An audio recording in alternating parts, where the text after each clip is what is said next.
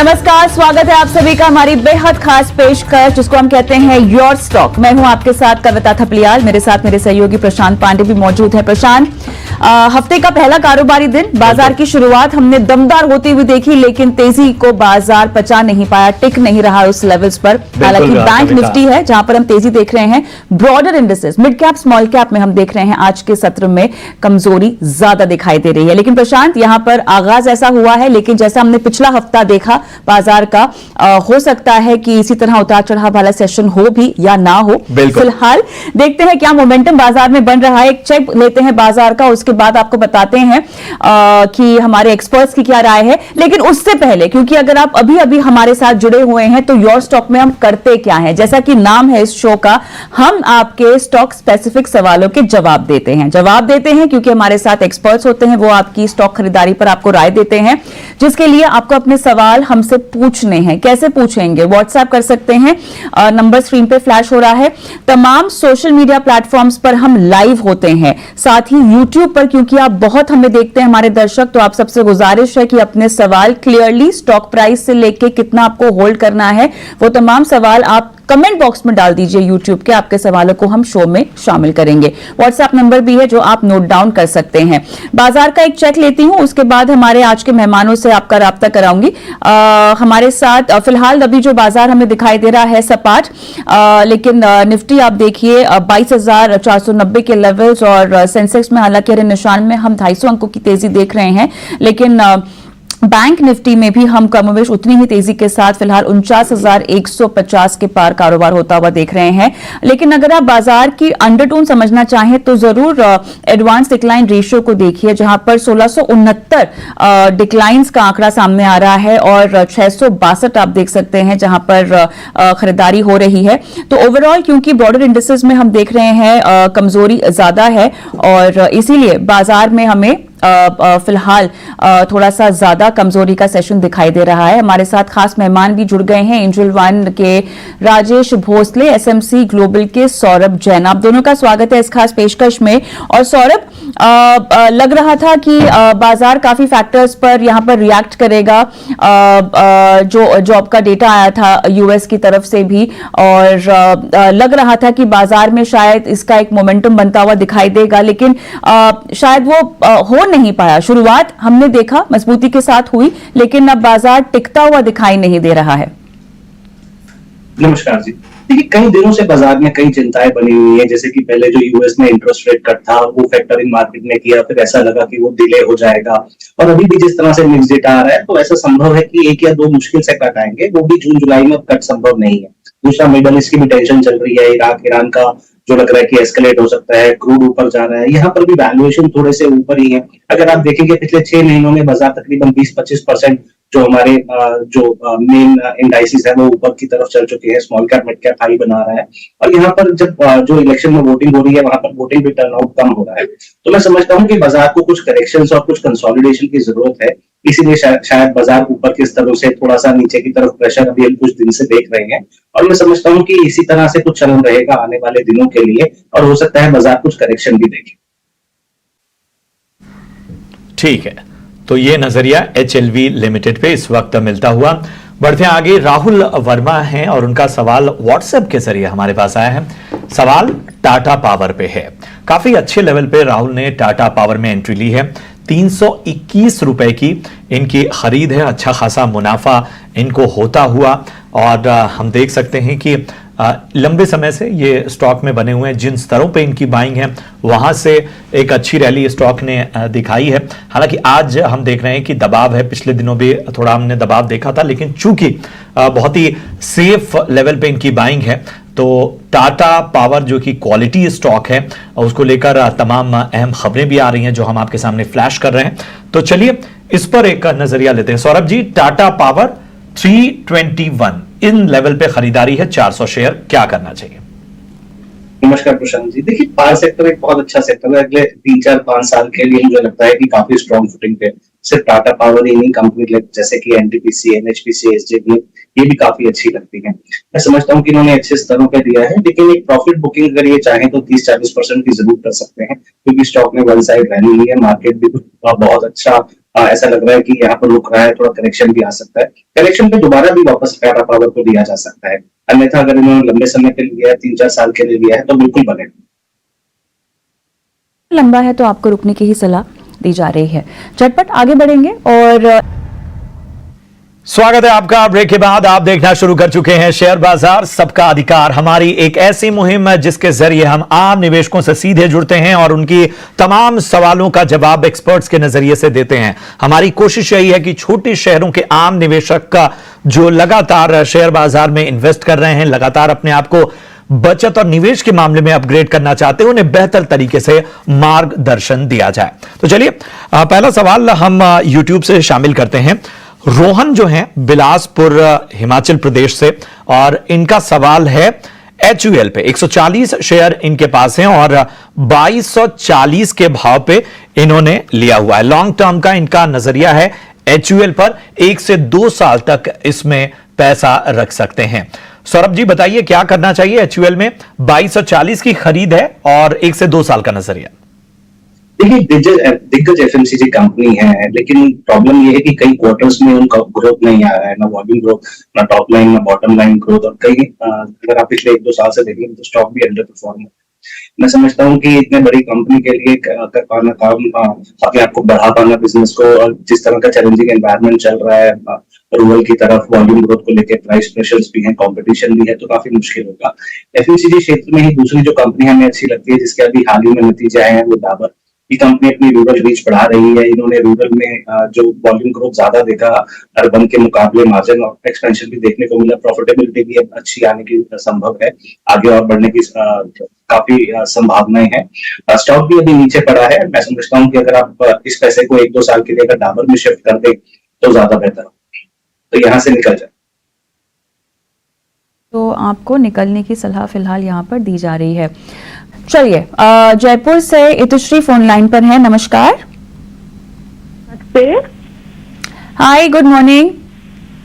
Good morning. बताइए how are you? मैं बिल्कुल ठीक हूँ, आप बताएं आप कैसी हैं? मैं भी बहुत अच्छी हूँ। थैंक यू अपना सवाल हमें भेजने के लिए इतुश्री। किस स्टॉक में खरीदारी की है, किस लेवल्स पर?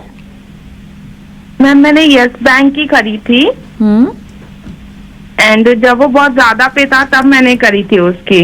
यस बैंक पे 27.68 पे खरीदे हुए मैंने 2000 पर।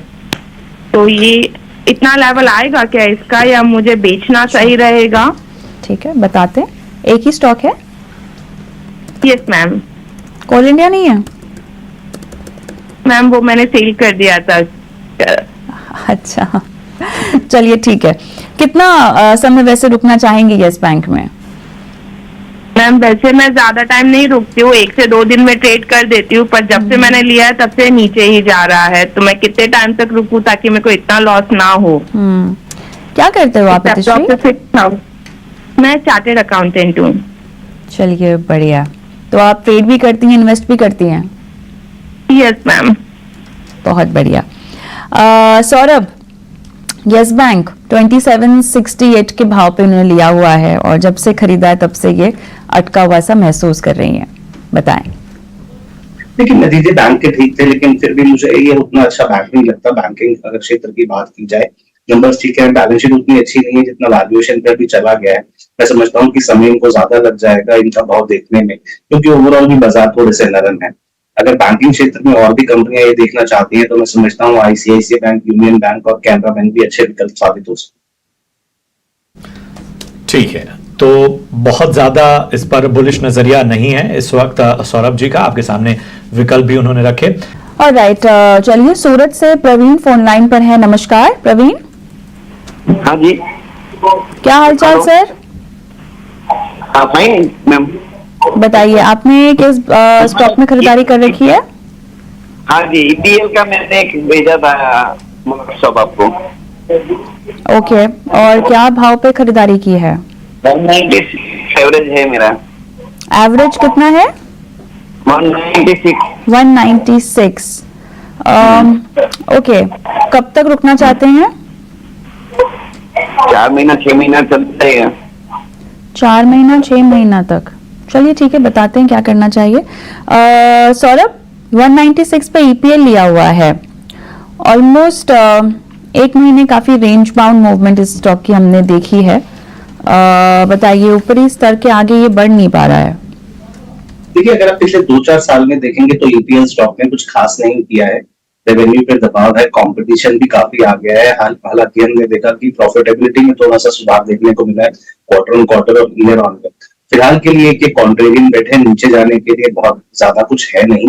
अगर चीजें सुधरेंगी तो हो सकता है कि प्राइस रिएक्शन थोड़ा सा 1-2 क्वार्टर और बेटर आए तो ऊपर की तरफ देखने को मिले। फिलहाल एक क्वार्टर की और वेट कीजिए, देखिए जून क्वार्टर कैसे प्लान आउट होता है और उसके बाद फिर दोबारा इसको रिव्यू कीजिए। ठीक है, तो ये अहम राय आपके स्टॉक पे इस वक्त आती हुई। स्वामित आपका तो आरबीआई गाइडलाइंस अभी तक केवल एक ड्राफ्ट गाइडलाइंस है और इनका जो है कोई खास असर नहीं होने वाला है। खबर हमने आपके सामने रख दी, उसके तमाम पहलुओं को भी आपके सामने रखा, लेकिन अब जरा सौरभ आपसे राय लेते हैं। आरईसी पीएफसी फेवरेट स्टॉक्स रहे हैं, प्रेशर हालांकि हम देख रहे हैं, बताइए यहां से किस तरह का मोमेंटम नजर आ रहा है, कहीं कोई कंसर्न है क्या?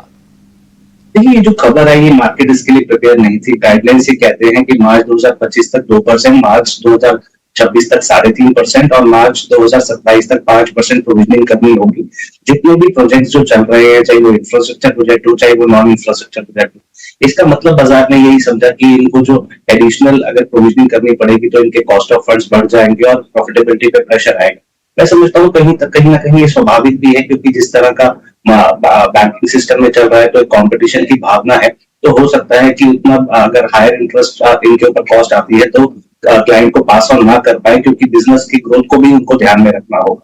इसी वजह से हमने आज देखा कि करेक्शन आते हुए इन स्टॉक्स में, क्योंकि वैल्यूएशन भी कहीं ना कहीं स्ट्रेस्ड है, स्टॉक्स बहुत अच्छे से चले हैं। मैं समझता हूँ 1-2 दिन और वेट कर लेना चाहिए, हो सकता है इन कंपनियों की मैनेजमेंट आके और ज्यादा क्लैरिटी दे। फिलहाल के लिए जिन्होंने लंबे समय के लिए ले रखा है वो होल्ड रखे। तो 1-2 दिन और थोड़ा इंतजार करना चाहिए। हालांकि जिनके पास ये स्टॉक्स मौजूद हैं वो फिलहाल इसमें बने रहें, लेकिन नई खरीदारी के लिए आपको 1-2 दिन इंतजार करना होगा।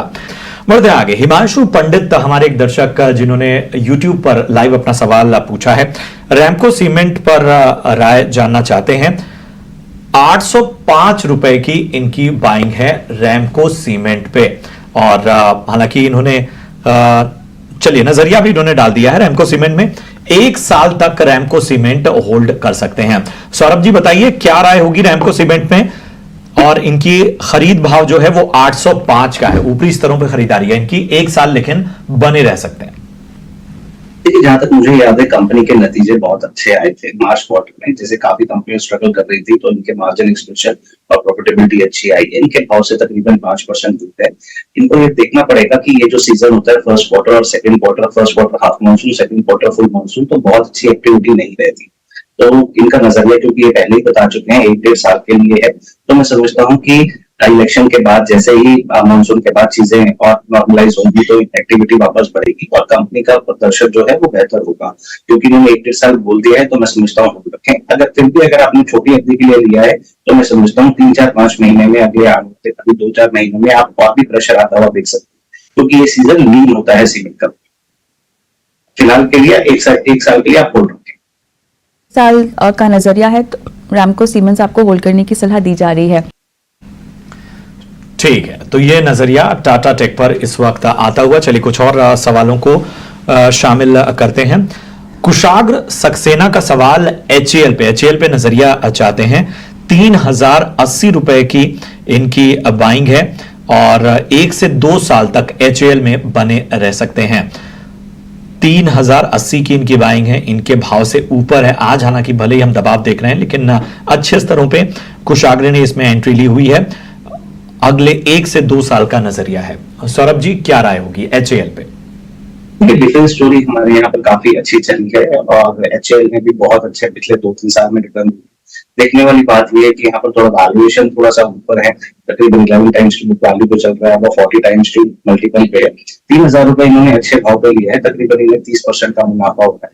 मेरे हिसाब से इन्हें एक स्ट्रैटेजी बनानी चाहिए अगले 2-3 साल के लिए, क्योंकि 3800-3900 रुपए के आसपास स्टॉक चल रहा है, तो यहाँ पर 30-35% प्रॉफिट टेकिंग करें। मार्केट में अगर करेक्शन आता है तो उसका लाभ लेके दोबारा जाए। और कुछ परसेंट शेयर में हमेशा ये कुछ जॉबिंग या ट्रेडिंग करते रहे, जिनकी वजह से इसकी कॉस्टिंग भी कम आती रही। लंबे नजरिए के हिसाब से स्टॉक अच्छा है, बने। चलिए, नजरिया आपका लंबा है तो आपको बने रहने की सलाह दी जा रही है। ठीक है, एक और हमारे दर्शक हैं, हालांकि उन्होंने नाम अपना नहीं बताया, लेकिन आईसीआईसीआई बैंक पे राय जानना चाहते हैं। यूट्यूब पर लाइव पूछा है, 1080 की खरीद आईसीआईसीआई बैंक पे इनकी है, 90 शेयर इन्होंने लिए हुए हैं और नजरिया इनका 2032 तक का है। ये लंबे, मतलब लॉन्ग क्या, बहुत ही लॉन्ग समय के लिए रुक सकते हैं। ICICI bank 90 share 1080। सौरभ बताएं क्या करना चाहिए? जी, इतना लंबा अगर आपका समय नजरिया है तो बिल्कुल आप आईसीआईसीआई बैंक के साथ बने रह सकते हैं। बैंकिंग क्षेत्र एक प्रॉक्सी होता है इकोनॉमी की ग्रोथ को लेकर। जो नॉमिनल जीडीपी ग्रोथ होता है उससे, उसके आसपास से उससे ज्यादा ग्रोथ आता है बैंकिंग क्षेत्र में। आईसीआईसीआई बैंक की बैलेंस शीट बिल्कुल प्रिस्टीन है, बहुत ही अच्छी बैलेंस शीट है, एनपीए बहुत कम है, कैपिटल एडिक्वेसी बहुत अच्छी और बिजनेस ग्रोथ भी अच्छा आ रहा है। हालांकि एक क्वार्टर में उतना अच्छा नहीं आया, लेकिन वो बैंकिंग क्षेत्र के इंडस्ट्री भी वैसा ही चल रहा है। 2032 के हिसाब से आपने बहुत अच्छे स्टॉक का चयन किया है, बिल्कुल करें। चलिए, मेरे ख्याल से सवाल तो हमारे पास बहुत आ रहे हैं, लेकिन समय हमारा शायद बात सबका अधिकार में आज समाप्त हो चुका है। और इसी के साथ सौरभ आपका और राजेश आपका धन्यवाद, समय निकाला, दर्शकों के सवालों के जवाब दिए। और मुझे और प्रशांत को भी फिलहाल इस पेशकश में फिलहाल इजाजत दे, लेकिन बाजार से जुड़ी तमाम खबरें और बाजार का चेक लगातार आपको मिलता रहेगा ET9 स्वदेश पर। नमस्कार।